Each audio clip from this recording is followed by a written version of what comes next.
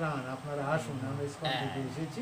তাহলে এই ব্যাপারটা কি, তারা কি দিল আর আমরা কি দিলাম, একদম মুখ বন্ধ হয়ে গেল। বড় বড় মূর্তি, বড় বড় ওয়াজ করা মৌলভী সাহেব, এত বড় বড় দাড়ি, সব ঠান্ডা হয়ে গেল।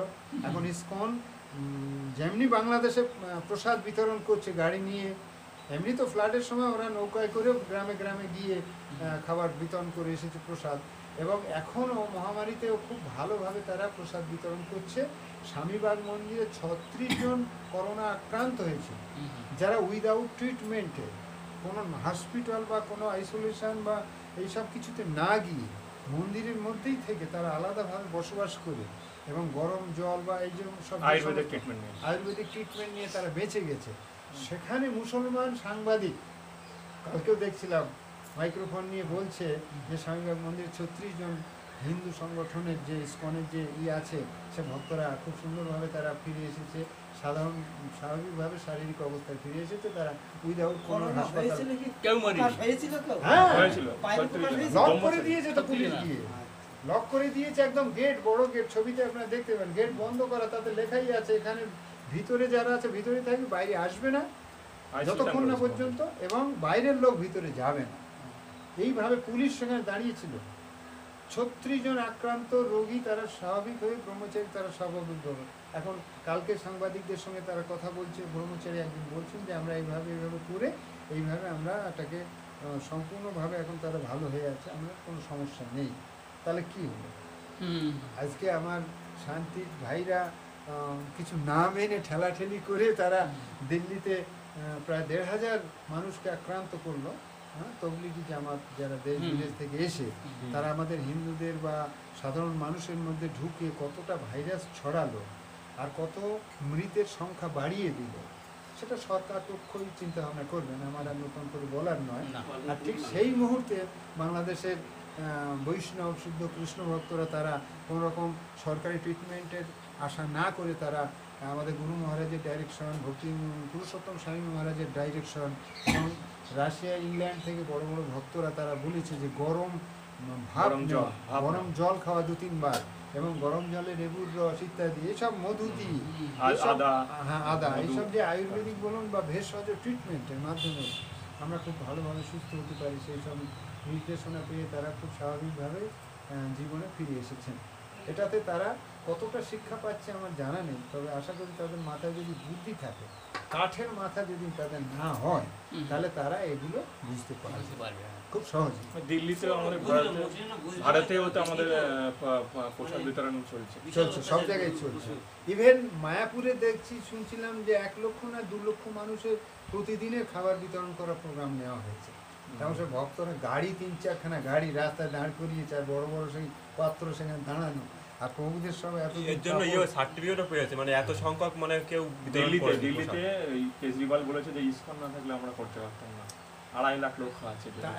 এটা শুনে আমাদের কি মনের মধ্যে একটা আসে না, একটা মানসিকতা আসে যে হে কৃষ্ণ তুমি আছো, ওখানে লেখা আছে ভগবান বেঁচে আছে, ভগবান মরেনি। তো মায়াপুরের ভক্তদের এরকম ছবি দেওয়া হয়েছে, তারা যে পোশাকে আছে, গেঞ্জি পরা, মাথায় পাগড়ি বাঁধা, ধুতিটা গোছানো, মানে গাড়িতে প্রসাদ বিতরণ করার জন্য যেমন অ্যাটিচিউড তাদের, সেসব হাত তুলে নিতাই গৌর হরি বল বলছে।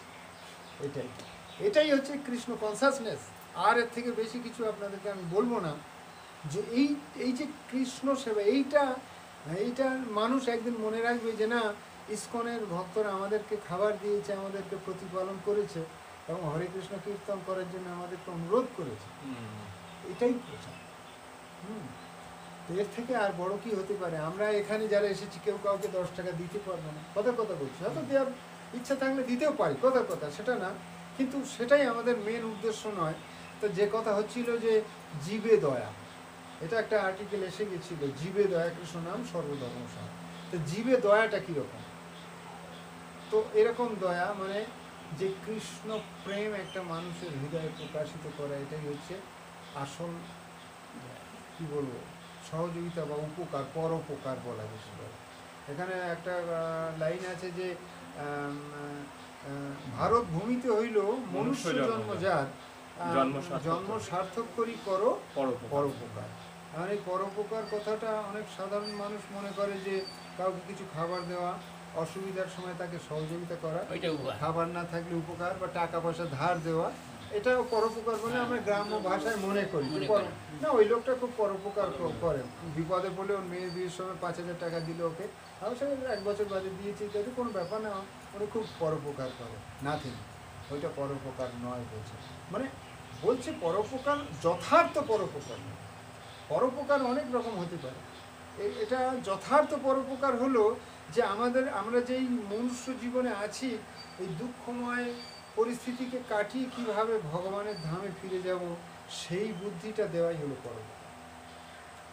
আমরা হয়তো অনেকেই মনে করতে পারি, ছোটোবেলায় মনে করতে পারতাম, আমার দিদিমা বলতো, আমরা মামার বাড়িতে থাকি, ওর বাড়িটা কোটরায়, তো আমার দিদিমা বলতো, আরে তোদের এখন খাওয়া পড়া, তোরা তো খাবি দাবি, খাবার ঘুরবি, পায়। খেলা করবি, তোদের এখন কোনো চিন্তা নেই। হ্যাঁ, তো চিন্তা কি আছে? আরে মানুষের জীবনটা হচ্ছে খাওয়া পড়ার জন্য, এরকম বলতো। হুম, হুম। এখনো বলি। এখন বলে আমার দিদিমা রুটি খেয়ে একাদশী করতো, ছিল নিয়ম। তারপরে আবার একটা সময় আসলো, ওনাকে বোঝাতে শিখলাম, তখন আস্তে আস্তে বললো যে আমরা তো জানি না, আমরা জানি রুটি খেয়ে কুমড়োর তরকারি এইসব দিয়ে। হ্যাঁ, তখন যাই হোক, পরে যদি নাকি একটা গান আছে ইসকনে, যদি প্রভুপাদ না হইতো তবে কি হইতো, এ জীবন বহিত কিসে, গানটা লিখেছেন গুরু মহারাজ। তো যে এটা প্রভুপাদ যদি না আসতেন, প্রভুপাদ একটা মানুষ 72 বছর বয়সে আমেরিকায় গিয়ে তিনি যা প্রচার করেছিলেন, তার ফলস্বরূপ আজকে আমরা এখানে আছি। আর প্রভুপাদের যে প্রচার, প্রভুপাদের যে পরিশ্রম, সেটা নিয়ে যদি আলোচনা করি, তখন আমাদের কাঁদতে বসতে হবে। সত্যি কথা, চোখে জল এসে যাবে, কান্না পেয়ে যাবে, কথা বলার মতো ক্ষমতা থাকবে না। আপনাকে কত বয়স হয়েছে? 72 বছর বয়সের এক বৃদ্ধ আমেরিকার মাটিতে নেমে, জাহাজ থেকে নেমেছে, বলছে আমি ডান দিকে যাব না বাঁ দিকে যাব, আমি বুঝতে পারছি। হ্যাঁ। কথাটা কত কষ্টের, যে আমার সেখানে কেউ নেই, একদম টোটালি অপরিচিত, আমি ডান দিকে যাব না বাঁ দিকে যাব, সেটা আমি বুঝতে পারছিলাম না। তারা তো না বোঝে ভাষা, তাদের ভাষাও বোঝা যাবে না।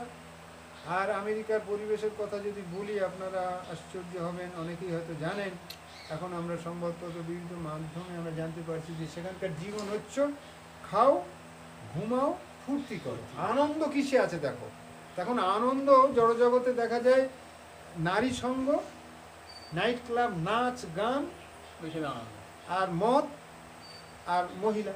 এটা তো আমরা স্বাভাবিকভাবে দেখছি যে এর থেকে আনন্দ কি, আর খেলাধুলা, এই তো খেলা। তো ওখানকার মানুষ সারা রাত জেগে নাইট ক্লাব খোলা থাকে, সেখানে গান নাচ চলছে, কি না কি, কোনো সমস্যা নেই। কি চাই? টাকা। টাকা তো আমার আছে, অসুবিধা তো কিছু নেই। আমেরিকার মানুষের কাছে প্রচুর টাকা পয়সা আছে, তারা টাকা সেই খরচ করে তাদের বাড়ির ছেলেরা মাতাল হয়ে থাকে, সারা দিন মদ খাবে, রাত্রিরে নাইট ক্লাব যাবে, তারপরে সকালে টলতে টলতে বাড়ি যাবে, আবার বাড়ি নাও আসতে পারে 1 সপ্তাহ।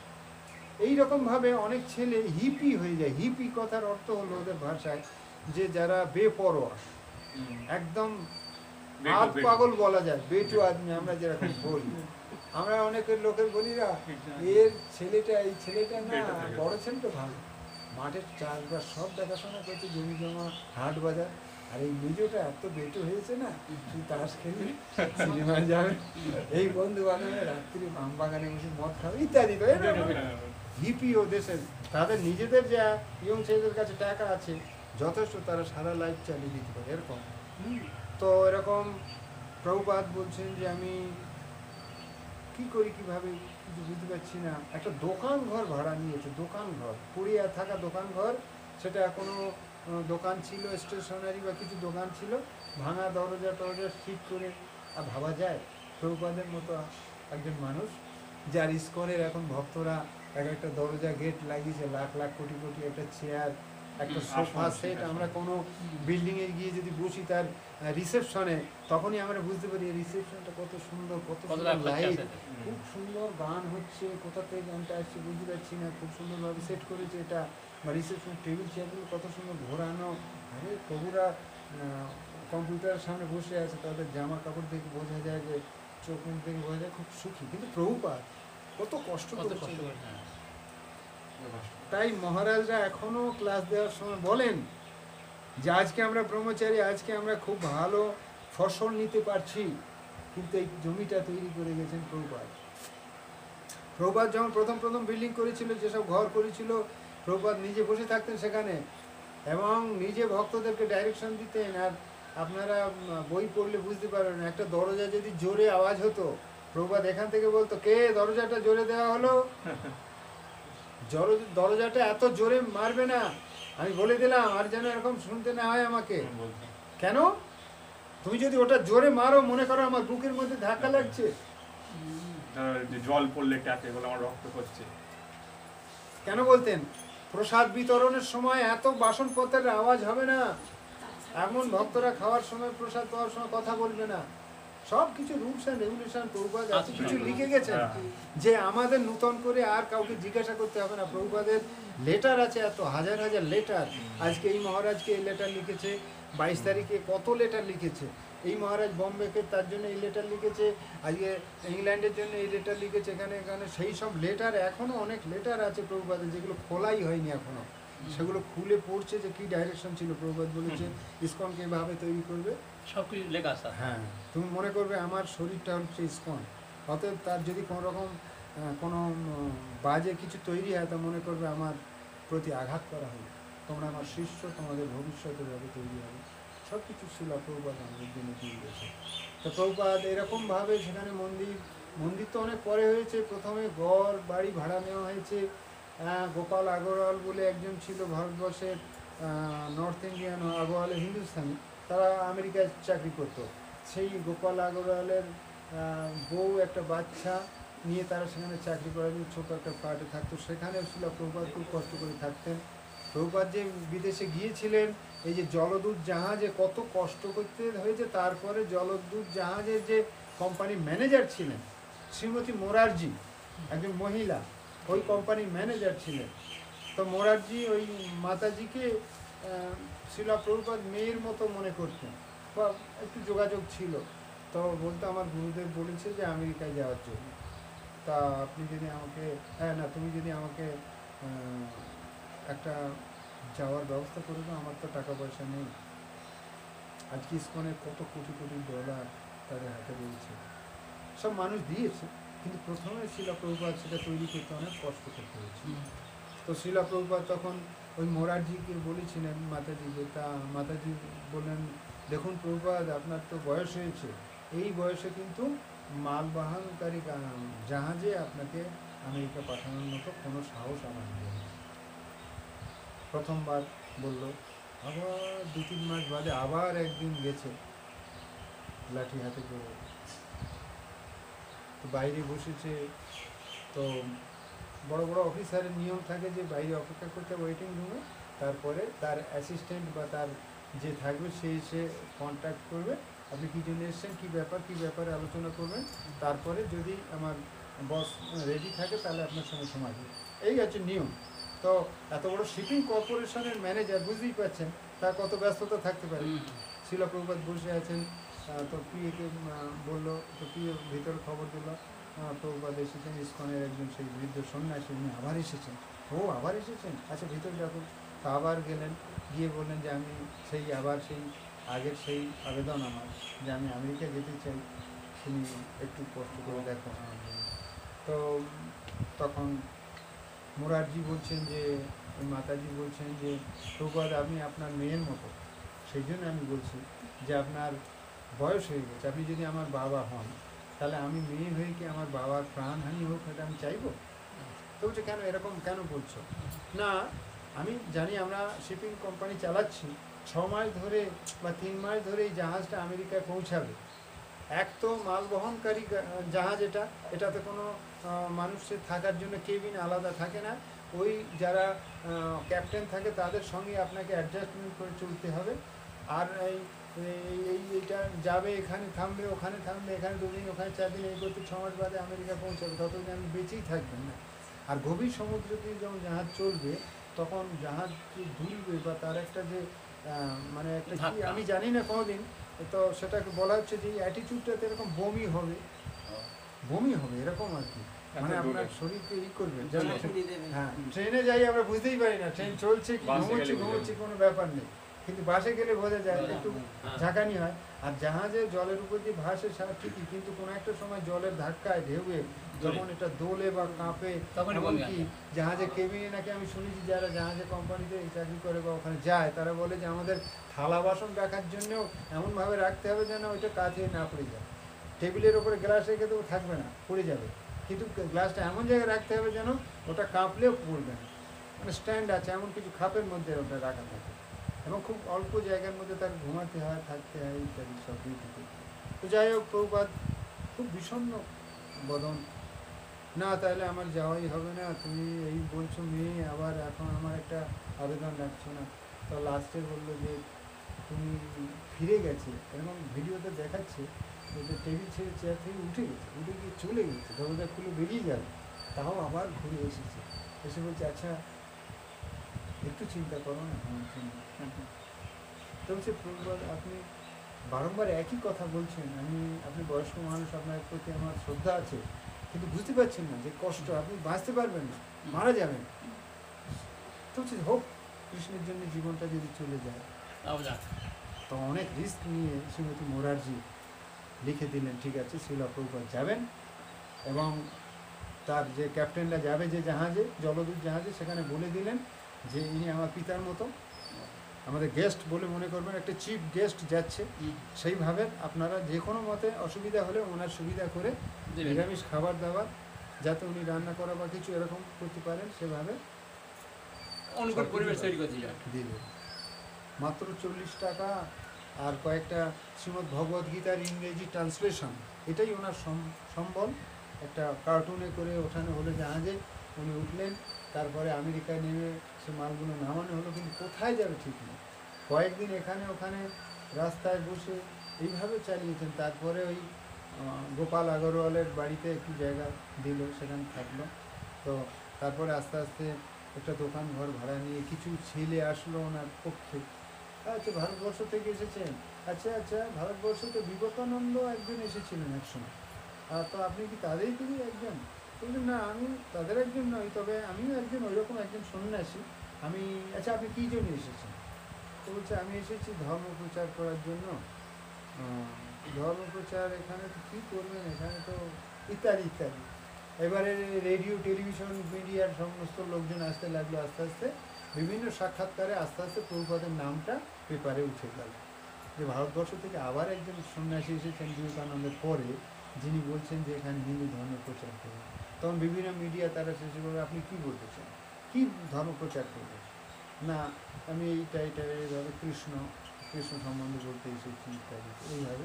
না আমরা তো জানি যে জেসাস ক্রাইস্ট, তা বললেন আপনার জেসাস ক্রাইস্ট কিন্তু বলেছেন যে আমি ঈশ্বরের পুত্র, তাহলে ঈশ্বরকে, সেটা কি জেসাস ক্রাইস্ট কখনো বলেছেন যে আমি ঈশ্বর? আমি এমন একজনের কথা বলতে এসেছি, তিনি নিজে বলছেন আমি I am the supreme god, অহং সর্বস্ব প্রভাবমত্ত সর্বং প্রবর্ততে ইতিমত্ত ভজন্তে মাং বুধা ভাব সমন্বিতা, আমি সমস্ত কিছুর অধীশ্বর এবং সমস্ত কিছু আমার থেকে প্রবর্তিত হচ্ছে। এই বিশেষ তত্ত্ব যিনি অবগত আছেন তিনি মানে বোধি সম্পন্ন বা প্রজ্ঞ, এই কথা বলছেন। তখন আস্তে আস্তে তারা জানতে চেষ্টা করলো, বিভিন্ন রকম সাংবাদিক সম্মেলনে প্রভুপাদকে ডাকা হতো, কনফারেন্সে, সেখানে প্রভুপাদ লেকচার দিতেন। একটা লেকচারে তো উনি বসলেন যে আমি কিছু দেওয়ার জন্য আপনাদের এখানে এসেছি।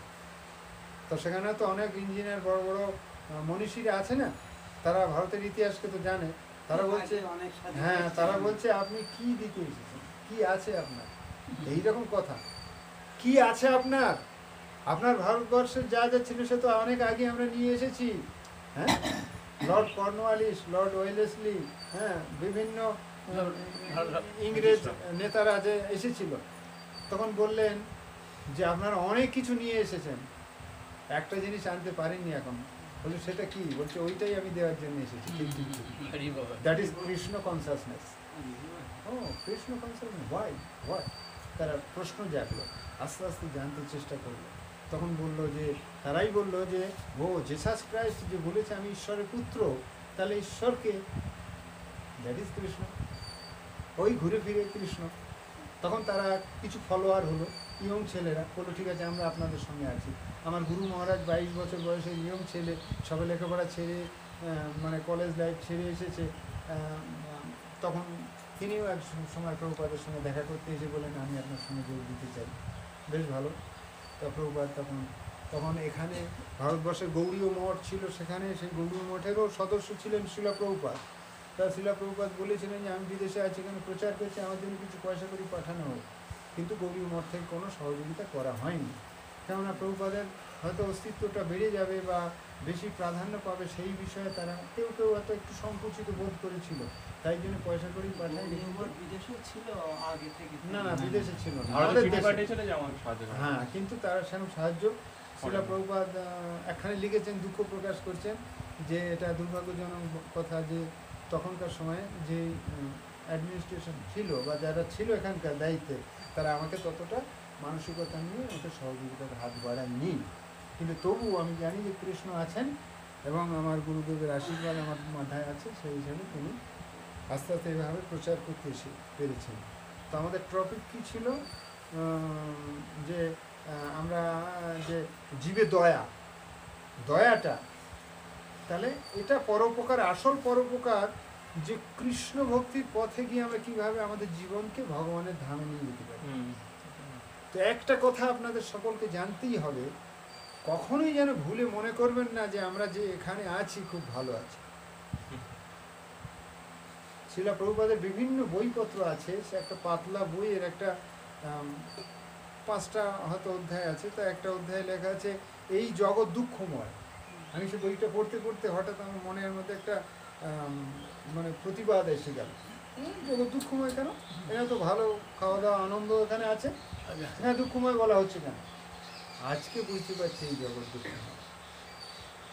হয়তো যৌবনের সেই শক্তি ছিল, মনের জোর ছিল, তখন বুঝতে পারিনি। কিন্তু 4টে অধ্যায় যে শৈশব, যৌবন, কৌমার, যৌবন, তার এইগুলো যে 4টে অধ্যায়, বৃদ্ধ অবস্থায় আসলে আমরা বুঝতে পারি যে কতটা জন্ম মৃত্যু জরাব্যাধি সব নিয়ে এই জগৎ। তা শিলা প্রভুপাদ বলছেন যে এই জগৎটা দুঃখময়, পুরো টোটালি দুঃখময়। সেখানে সুখের সময়টা খুব কম, একদম খুব কম সময়। আপনার ছেলের বিয়ে হলো বা আমাদের বিয়ে হলো, আমরা স্ত্রীকে নিয়ে ঘরে আসলাম, তখন মনে করলাম যে একটা খুব ভালো আনন্দ পরিবেশ, সবাই আসছে, খাওয়া দাওয়া, শ্বশুর শাশুড়ির বাড়ি যাওয়া আসা, মেয়ে বাপের বাড়ি যাচ্ছে, ছেলে জামা শ্বশুর বাড়ি যাচ্ছে, তাদের একটা আদর আপ্যায়ন, নতুন কাপড় জামা জুতো মোজা ইত্যাদি। কিন্তু সেটা ফর এ লং টাইম নাকি অল্প সময়। তারপরে যখনই একটা সন্তান হলো, বউয়েরও মুখ কালো, হ্যাঁ ছেলেটাকে কেউ দেখার নেই, কেউ ধরে না, একটু আমার তো কাজ করেই যেতে হবে, ওদিকে মাঠে ভাত পাঠাতে হবে, এদিকে ছেলেটা কেঁদেই যাচ্ছে, আমার আর সুখ নেই, আরাম হয়ে গেল। শাশুড়ি দেখে না, ফোন করে মাকে বলছে জানো সেই ছেলেটা খাওয়া দিয়েছে খুব সকালে। হ্যাঁ না ঠিক আছে, আপনি যেটা বলছেন খুব ভালো কথা। এটা আমাদের জড় জগতের সমস্যার কথা বলছি। আচ্ছা, হ্যাঁ আমি বলছি যে এই সমস্যা তো দেখতে হবে আগে তো আমার ছেলেটাকে পুলিশে ধরে নিয়ে গেছে, তাকে কিভাবে উদ্ধার করবো তারপরে চিন্তা।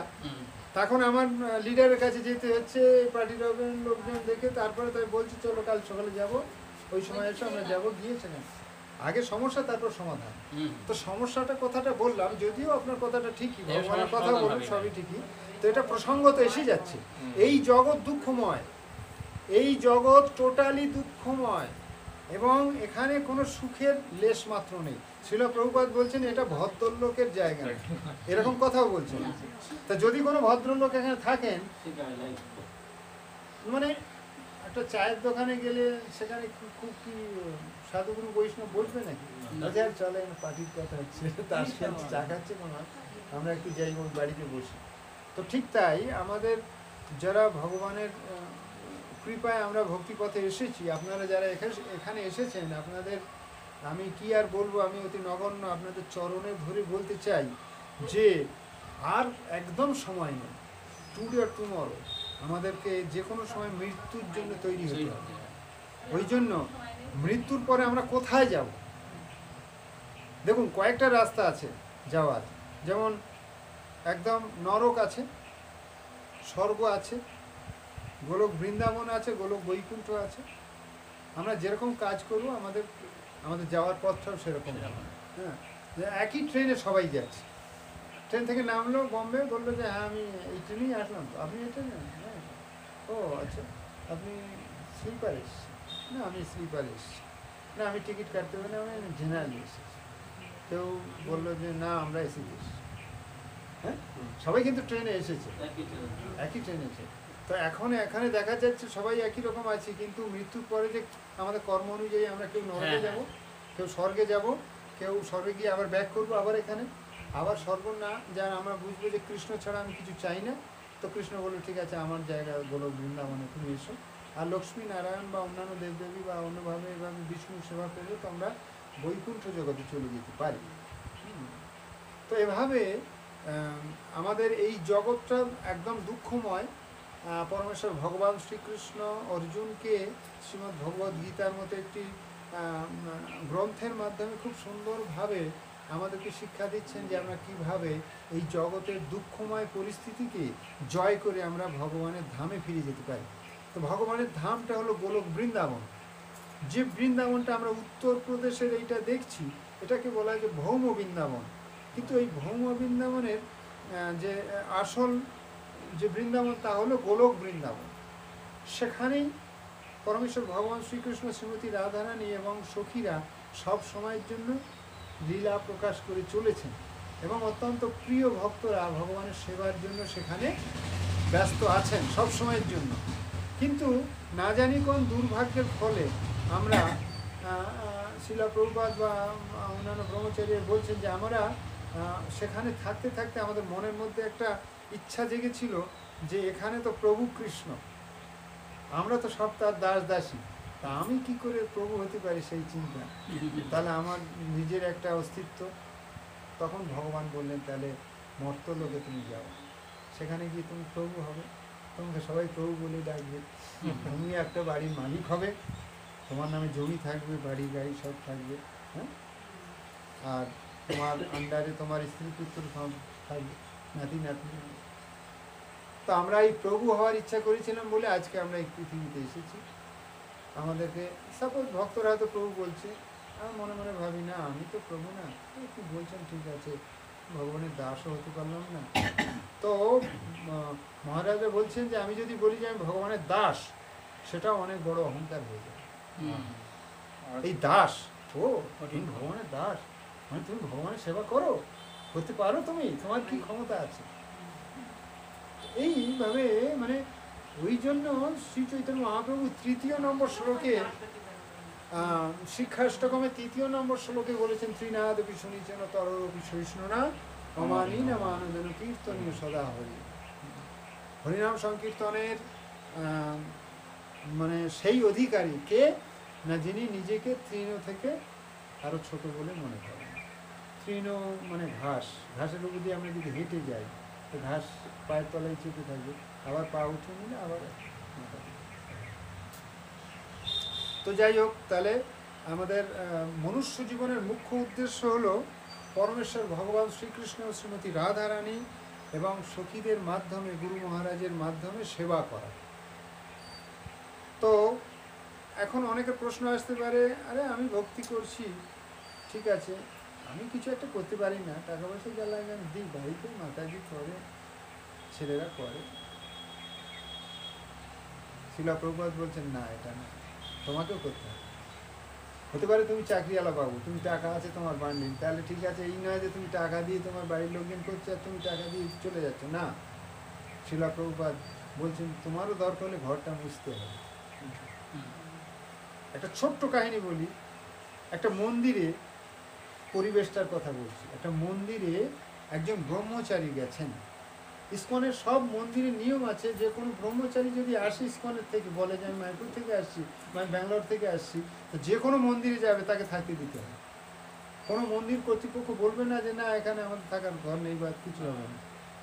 এমনি বলতে পারে যে প্রভু থাকার জায়গা তো কম, তাহলে কষ্ট করে থাকতে হবে।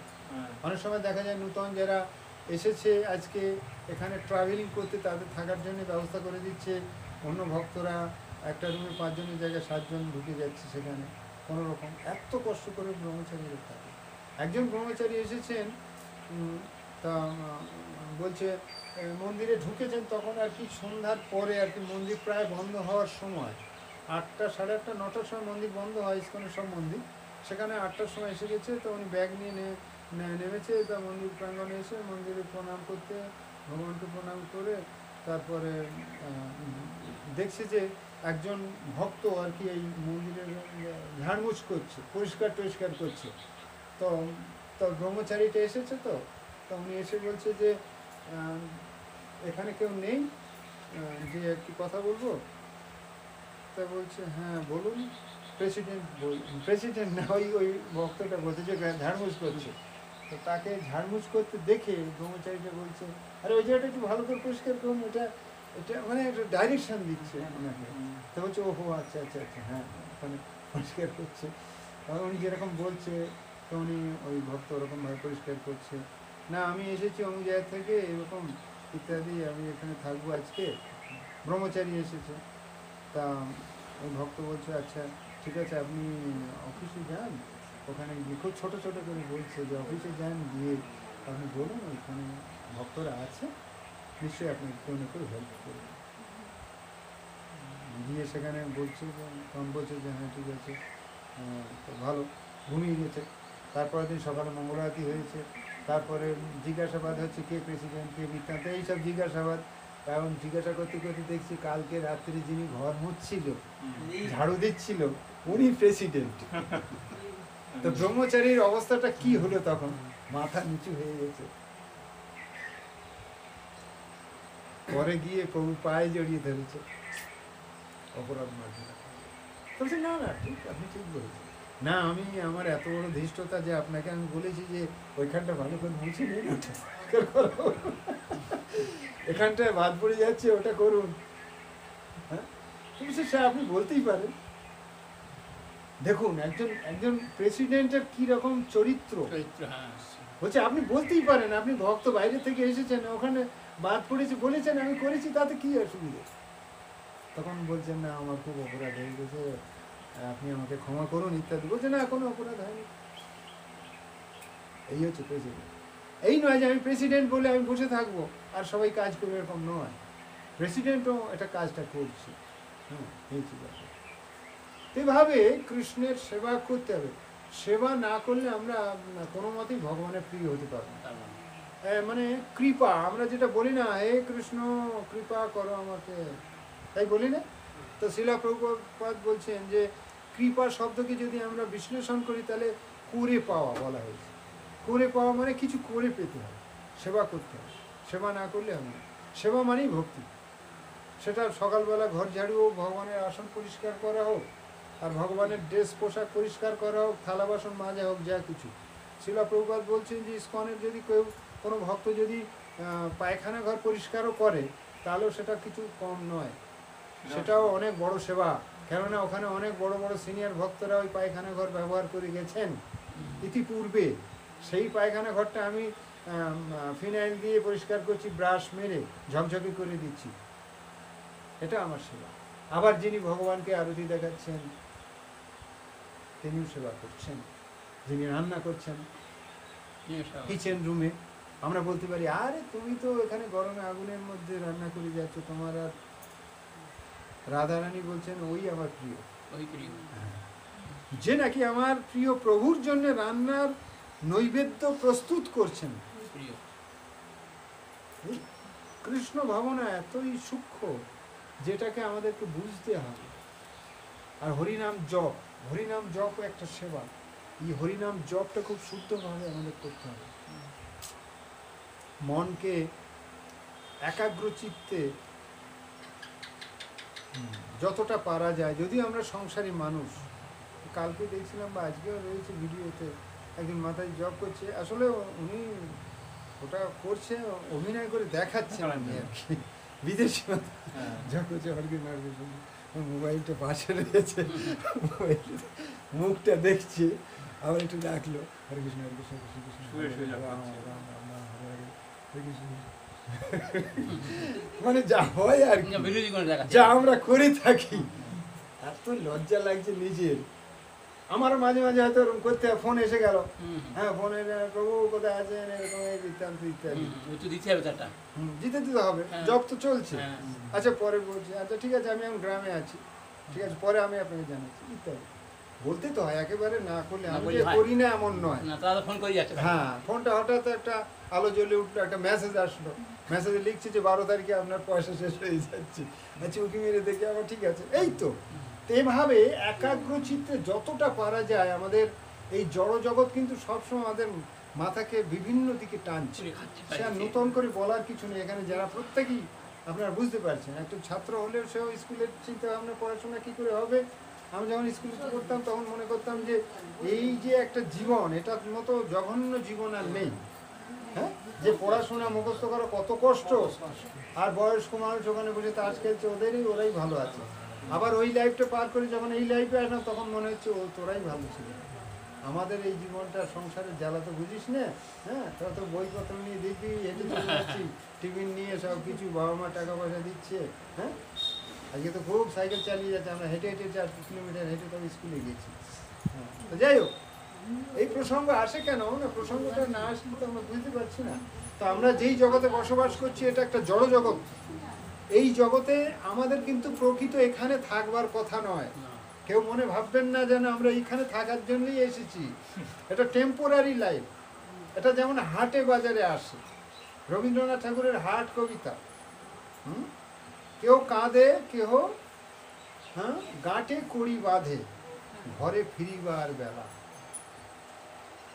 সেখানে উনি লিখছেন তাৎপর্যে, রবীন্দ্রনাথ ঠাকুর বলছেন যে এই হাটে এসে অনেকে অনেক ব্যবসা করছে, কেউ ব্যবসায় লাভ করলো, কেউ লস করে ফেললো, কেউ তার পুঁজি ঘেটে গেল, সন্ধ্যাবেলা বাড়ি ফিরে যাচ্ছে। আমাদেরও তাই, আমাদের একদিন ফিরতে হবে, আমরা যে যেখানে এসেছি একদিন আমরা এই জগৎ থেকে ফিরে যাব।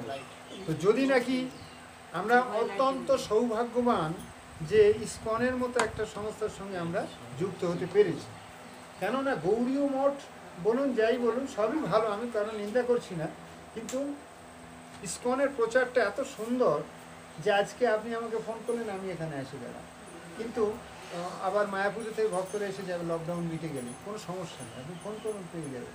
প্রচারটা এত সুন্দর, আমাদের সবসময় আমাদেরকে ঘা মেরে দিচ্ছে যে সব ঠিক আছে তো, চলছে তো ঠিক ঠিক।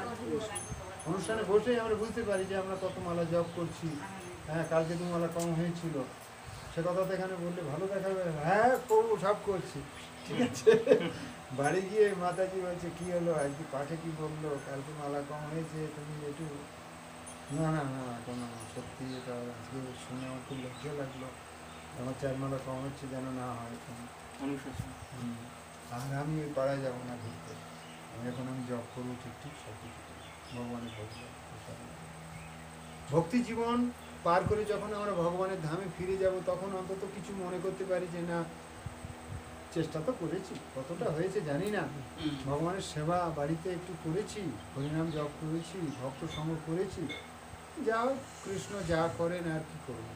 কিন্তু যে কৃষ্ণ ভজন করেনি সে মৃত্যুর সময় অত্যন্ত ভয় পাবে, যমরাজ তাকে এসে চাপ দেবে, আর যমরাজের দেখলেই সে ভয়ে, যেমন যদি কোনো অসৎ ব্যক্তি রাস্তা দিয়ে হাঁটে আর পুলিশের গাড়ি আসে তো পালিয়ে যাবে, গাড়ি আমার ধরতে আসছে। আমি কদিন আগে গাড়ি নিয়ে আসছিলাম আমার গ্রামে, আমি মারুতিটা নিয়ে আসছিলাম, তো গোপালপুরে মোড়ে এসেছি, কয়েকটা ছেলে বসা ছিল সামনে, পালিয়ে চলে যাচ্ছে, আমি পালিয়ে যাচ্ছি কেন গাড়িটা দেখে, তখন মনে আসলো ওহো পুলিশের ধাওয়া দিচ্ছে কদিন ধরে, ওরাই এক জায়গায় বসে আছে, লাইট পোস্ট পাতানো আছে, তো তারপর গায়ে গায়ে ঘেঁচে, ওরা তো কিচ্ছু মানে না, আর কোনো রকম মুখে মাস্কও পরে না, কিচ্ছু করে না। আচ্ছা ওরা বলে ওদের আল্লাহ সব শিখিয়ে দেবে, কিন্তু এত লাখ লাখ সব আল্লাহ টেনে নিল, যাই হোক ওই পালিয়ে যাচ্ছে। তখন আমি আবার কাছাকাছি এসে চেনা পরিচিত কিছু, আমি বললাম যে পালাচ্ছ কেন, বসো, দূরে দূরে একটু দূরে দূরে থাকো, তাহলেই হবে, আর কিছু হবে না। তো হচ্ছে না দাদা, হাসছে তো হাসছে তো, না দাদা পুলিশ আসছে সবসময়, এই আর কি।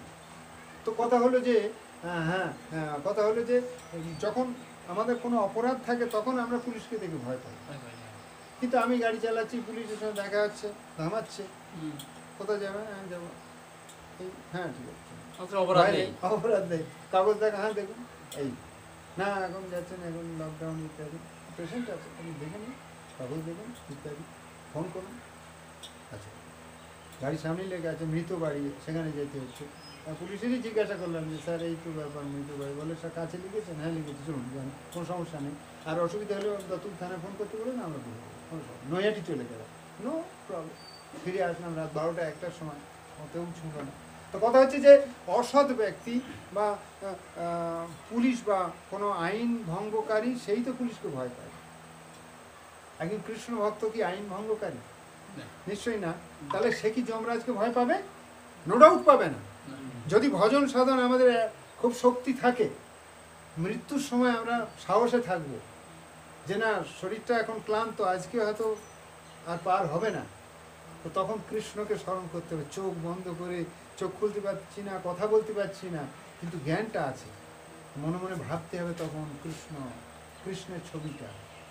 ওই জন্যেই বলা হচ্ছে যে যখন জপ করবো আমরা বৃন্দাবনের কথা ভাবছি, মায়াপুরের কথা ভাবছি। এখন আমরা চোখ বন্ধ করলে বুঝতে পারবো যে মায়াপুরটা কেমন আছে। আপনাদের কি কি মনে হয়, কার কি মনে হয়? লকডাউন চলছে, আমি চোখ বন্ধ করে আমি ভাবছি যেটা সেটা আপনাদের বলছি, আপনারা ভাবুন যে এখন লকডাউন চলছে, মন্দিরে বাইরের ভক্তরা ভিতরে ঢুকছে না, ভিতরের ভক্তরা বাইরে আসছে না, মন্দিরের ভিতরের একদম ভিতরের প্রকোষ্ঠে সেখানে কেবলমাত্র পূজারীরাই আছে, সেবা কাজ করছে, সীমিত ভক্ত প্রসাদ তৈরি করছে, ভোগ লাগছে, প্রসাদ চলে আসে, বিভিন্ন ডিপার্টমেন্টে চলে যাচ্ছে, কিন্তু বেশি কথা বা বেশি কোনো চেঁচামেচি করে কিছু হচ্ছে না। এটা আমরা বুঝতে পারছি কি না? তখন যদি আমি সেটা ভাবি তাহলে ভালো হবে। লকডাউন উঠে গেলে আমি আবার ভাববো কি, আরে বাপরে বাপ, এখন গ্রাউন্ডে অনেক ভক্ত, গাড়ি পার্কিং এর জায়গায় বড় বড় সব বাস এসেছে, এই গাড়ি টাড়ি দাঁড়িয়ে আছে, প্রভুরা সব হানপান করে যাওয়া আসা করছে, গোশালায় গরু টরু খাওয়া দাওয়া করছে, মাটি ট্র্যাক্টর চলছে, প্রভুরা ট্র্যাক্টর চালাচ্ছে, ঘাস নিয়ে আসছে গরুর জন্য ইত্যাদি, মেন গেটে খুব ভিড় আছে, সিকিউরিটি আছে ইত্যাদি। কি ভুল বললাম? এটা লকডাউন মিটলে আমি ভাবতে পারি। তো হরে কৃষ্ণ কৃষ্ণ কৃষ্ণ হরে হরে, হরে রাম রাম রাম হরে হরে। এখন আমি বৃন্দাবনে চলে গেলাম, বৃন্দাবনে আমি বুঝতে পারলাম যে আমি তো কৃষ্ণ বলরাম মন্দিরে গেছি, তো মেন গেটটা এরকম হবে, তার বাঁদিকেই প্রভুপাদ সমাধি মন্দির রয়েছে, তারপরে একটু এগিয়ে গিয়ে মেন গেট, তারপরে আবার ভিতরে ঢুকে বিগ্রহ দেখতে পাচ্ছি, বা এইভাবে এভাবে ভজন সাধন চলছে, জপ করছি, এটা ভাবছি। আবার ওই জব করতে করতে আমি এটাও ভাবতে পারি যে মাঠে ধান কাটা রয়েছে, আকাশ মেঘলা আছে, কী হবে না হবে, বাড়িতে বলা হবে যে না ধানগুলো ভিজে যেতে পারে ইত্যাদি ইত্যাদি। সেটা যদিও আমার সংসারের কথা ভাবতে হচ্ছে ঠিকই, ও ভাবনাটা আসা স্বাভাবিক, কিন্তু তবুও মনে করতে হবে যা করে কৃষ্ণ। একদিন কৃষ্ণ দ্বারকাতে বসে প্রসাদ সেবা করছেন। রুক্মিণী দেবী হলেন ভগবান শ্রীকৃষ্ণের প্রধান মহিষী, তিনি লক্ষ্মীর অবতার, লক্ষ্মীর আবেশ অবতার হলেন রুক্মিণী দেবী। তো রুক্মিণী দেবী ওনাকে সেবা করছেন, আর কৃষ্ণ প্রসাদ পেতে পেতে উঠে চলে গেছে। প্রভু আপনি উঠে গেলেন? তখন বলছে যে হ্যাঁ, একজন ভক্ত বিপদে পড়েছে, তাকে আমি রক্ষা করার জন্য নিয়ে গেছি। তো তাহলে আবার ফিরে আসি?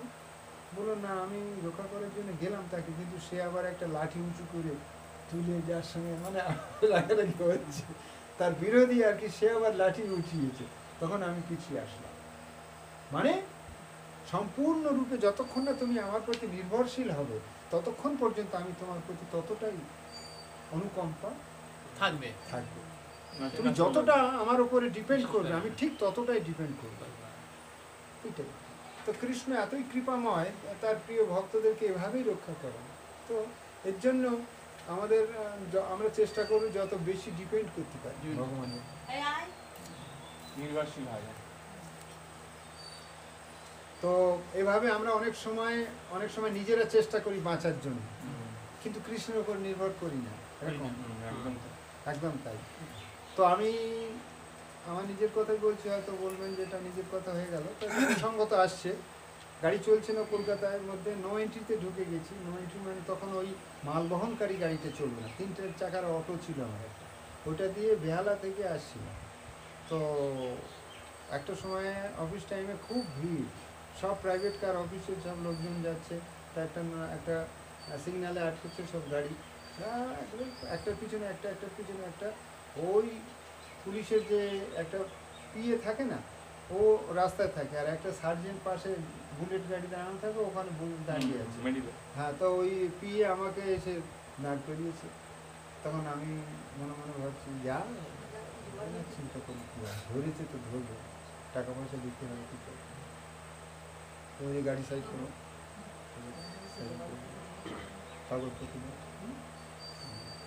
কাগজপত্র নিয়ে সার্জেনের কাছে চলে গেল। আমার গাড়ির গায়ে লেখা আছে ভক্তি বেদান্ত বুক স্টল, সিধা মায়াপুর নদিয়া, পিনকোড। নিচে লেখা আছে সংসার জীবনে সুখী হওয়ার জন্য উপায় ছিল প্রভুপাদের গ্রন্থ অধ্যয়ন করুন, জীবন সুখী হবে। গাড়িটা দাঁড়িয়েছে, দেখা যাচ্ছে। সার্জেনের কাছে কাগজপত্র চলে আসলো, আমি আবার পিছন পিছনে এসে সার্জেনের কাছে দাঁড়ালাম। তো আমাকে দেখে তো সার্জেন দেখছে তিলক কপালে, আবার গাড়িটা দাঁড়িয়েছে। আমি বলছি কোথায় যাবে? তখন বললাম মায়াপুর যেতে। আচ্ছা আচ্ছা। তখন আমি বললাম স্যার আমি যদি 90 এটা পার করে যাই, তখন রাত 8টার সময় 90 ছাড়, কলকাতা নিয়ম হচ্ছে। তারপর তখন যদি আমি এখান থেকে গাড়ি চালাবো মায়াপুর যেতে যেতে আমার সকাল হয়ে যাবে, ছোটো গাড়ি, এটা যাবো। তো বললো ঠিক আছে। কাগজপত্র উনি গাড়ির উপর থেকে তুলে আমার হাতে দিয়ে বললো আপনি চলে যাচ্ছেন। আর ওই যে পিএ ছিল, যে অ্যাসিস্ট্যান্ট যে থামিয়েছে আমাকে, সে বলছে স্যার ওর তো ফাইন হবে। স্যার বলছে আপনি চলে যান। যতবার বলছে ততবার বলছে ঠিক আছে আপনি আসুন। কে কে রক্ষা করে? আমি পারি?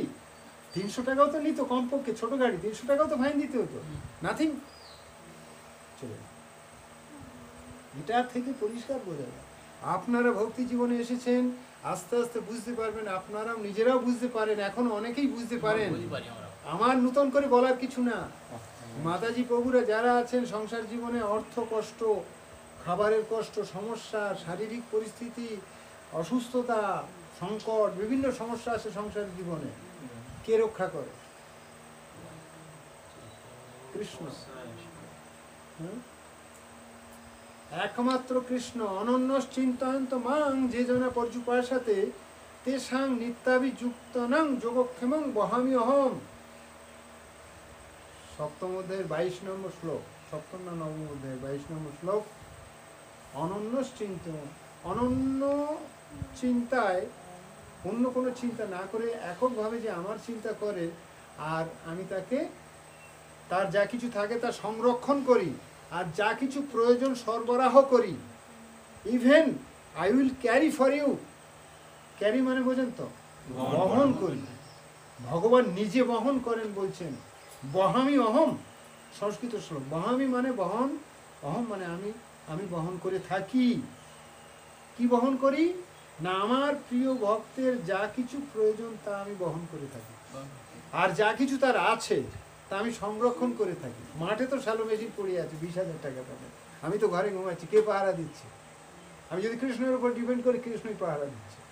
এরকম অনেক কাহিনী আছে, অনেক গল্প আছে। আপনারা জানেন না, জগন্নাথ দেব হস্তপদ রহিত, হাত পা নেই তো, সেই জগন্নাথ দেব যুদ্ধ করতে গেছে রাজার পক্ষে, কৃষ্ণ বলরাম দুজনেই চলে গেছে। রাজা বুঝতে পারছে যে আমার তো এই যুদ্ধে আমি জিততেই পারবো না। গল্পটা আমার সম্পূর্ণ মনে নেই, আবছা আবছা আমি বলছি যে ওই রাজা আর অন্য একটা রাজার সঙ্গে যুদ্ধের কথা হয়েছে। তা যুদ্ধ তো সৈন্য সামন্ত খুব কম, তো এই রাজার পক্ষে রয়েছে জগন্নাথ বলদেব। জগন্নাথ বলদেব দুজন একবারে মেরে শেষ করে দিচ্ছে সব সৈন্যবাহিনী। শেষে রাজা বুঝতে পারছে না যে আমার যুদ্ধে জয় কি করে হলো। দেখলো মন্দিরে এসে জগন্নাথ দেবের সেই কাহিনী, সব অস্ত্র সব সেখানে পড়ল, তাদের চেহারা মানে পোশাক আশাক এলো থেলো, তখন বুঝি আরে ওখানে দেখছিলাম দুজন যুদ্ধ করছিল সেরকম কালো রঙের সেরকম চেহারাবান। তখন জগন্নাথ দেবের মাথায় চুল নেই। অনেক কাহিনী আছে এরকম। জগন্নাথ দেবের কাহিনী বলতে গেলে আবার কয়েকদিন সময় লেগে যাবে, নৃসিংহদেবের কাহিনী বলতে গেলে কয়েকদিন সময় লাগবে। জগন্নাথ দেবের মাথায় চুল নেই, এই সেই রাজার মন্দির, সেটা সেই ফুলের মালা এনে দিয়েছে রাজাকে, গলায় পরিয়ে দিয়েছে, আর জায়গায় মালার মধ্যে চুল রয়েছে। তখন পূজারি দেখছে যে মালাটা চুল রয়েছে, যখন বলে ফেলেছে মুখ দিয়ে যে এটা জগন্নাথ দেবের চুল। জগন্নাথ দেবের চুল তুমি কি বলছো? জগন্নাথ দেবের মাথায় চুল আছে নাকি? আছে কি? কাঠের যে জগন্নাথ আমরা দেখি সেখানে তো মাথায় চুল নেই, একটা পাগড়ি থাকে বা একটা মুকুট থাকে। তো তুমি কি বলছো জগন্নাথ দেবের মাথায় চুল নেই? তো বলছে চুল নেই, কিন্তু জগন্নাথ দেবের মাথায় কেশ আছে, আমরা এটা জানি, পূজারি বলেছে। তো ঠিক আছে, তাহলে তুমি জগন্নাথের চুল দেখাও তো মাথায়, উনি যে মাথায় চুল কেশ রাশি আছে সেটা তুমি দেখাও। তো তখন ওই কথা ভেবে রাত্রে ঘুমিয়েছে আর জগন্নাথ দেবের কাছে প্রার্থনা করছে যে জগন্নাথ দেব, আমি তো এই কথা বলে দিয়েছি, এখন আমি তো না প্রকাশ করতে পারলে কাল সকালেই তো আমার মৃত্যুদণ্ড ঘোষণা করে দেবে। আগেকার দিনে রাজাদের এরকম নিয়ম ছিল, কঠোর শাস্তি, প্রাণহানি এরকম। তো যাই হোক, এখনো আরবে সেটা আছে, তুচ্ছ ভুল করলে তাকে মৃত্যুদণ্ড দেওয়া হয়, এবার গুলি করে ফাইল করে মরবে এরকম। তো যাই হোক, রাজার কথা রাজা বলি চলে গেল, কালকে তুমি তাহলে জগন্নাথ দেবের মাথায় চুল আছে সেটা আমাকে দেখাও। তুমি ফুলের মালাটা গলায় এনে দিলে, কোন মহিলার চুল না কার গলার মালা কে পরেছে সেটা আমাকে দিলে, এটা তো ঠিক না। তখন বললো যে না, আমি তো জানি জগন্নাথ দেবের মাথায় চুল আছে। তো রাত্রে ঘুম হয়নি, জগন্নাথ দেবের কাছে প্রেয়ার করছে, মানে প্রার্থনা করছে যে হে জগন্নাথ দেব, আমি তো তোমার সেবা করি, কিন্তু এখন আমাকে বাঁচতে হলে তাহলে তুমি পারো, এছাড়া আমার কোনো উপায় নেই। সকালবেলা মন্দির খুলে দেখছি জগন্নাথ দেবের মাথায় চুল, বলদেবের মাথায় চুল, সুভদ্রা মহারানীর মাথায় চুল, সবার মাথায় চুল রয়েছে। মানে ভক্ত তো খুব দৈন্যতা সহকারে কান্না করছে, হে প্রিয় পুরুষোত্তম, জগন্নাথ দেবের আরেক নাম পুরুষোত্তম, জগন্নাথ স্বামী, তুমি এত কৃপাময়, আমার মতো অধমের কথা শুনে তুমি মাথায় কেশরাশি নিয়ে এখানে বিরাজ করছো। ঠিক আছে, তাহলে আরো খুব সুন্দরভাবে সেবা টেবা করছি, সব খুব খুব ভালোভাবে সব যা যা করার। মহারাজ সকালবেলা লোক পাঠিয়েছে যে আমি দর্শনে যাব, তুমি পূজারি কি রেডি হয়েছে? তোমার জগন্নাথ দেবের সব কিছু সাজানো হয়েছে? আমি আজকে গিয়ে ভগবানের কেশ রাশি দর্শন করতে চাই। পূজারি বলে দিলেন হ্যাঁ, জগন্নাথ দেবের কৃপায় সব কিছু সেবা চলছে, আর কিছুক্ষণ বাদে আপনি আসুন এখানে মন্দিরে। এসে দেখছে যে জগন্নাথ দেবের মাথায় চুল, বলরামের মাথায় চুল, সুভদ্রা মহারানীর মাথায় চুল, তার উপরে ফুলের মালা মুকুট সবই আছে। তখন রাজা এসে দর্শন করছে, দর্শন করে বলছে ও রাতারাতি তাহলে চুল টুল এনে ভালোই সাজিয়ে দেওয়া হয়েছে। হ্যাঁ, মানে যা হয় স্বাভাবিক, আমরা কি মনে করতে পারি, ও তাহলে রাতারাতি পূজারি এই কাজ করেছে, চুল টুল ফলস চুল এনে মাথায় লাগিয়ে টাগিয়ে এখন আমার বলছে জগন্নাথ দেবের দর্শন করে যান। তো পূজারীকে বলছে তুমি এই যে চুলটা মাথায় দেখছি জগন্নাথ দেবের, প্রভুর মাথায় চুল রয়েছে, তা এটা কি ফলস চুল তো তুমি লাগিয়েছো? আমি তো মনে করছি তাই। তো বলছে না মহারাজ, আমি কোনো ভগবানের মাথায় আমি চুল লাগাইনি, ওটা বলছে আচ্ছা ঠিক আছে, আমি দেখবো। দেখবে জগন্নাথ দেবের মাথায় গিয়ে চুল টেনে বিশ্বাস নেই, রক্ত ঝরছে। হ্যাঁ। তখনই বিশ্বাস করে নিলেন যে আহা, আমি তো অপরাধী,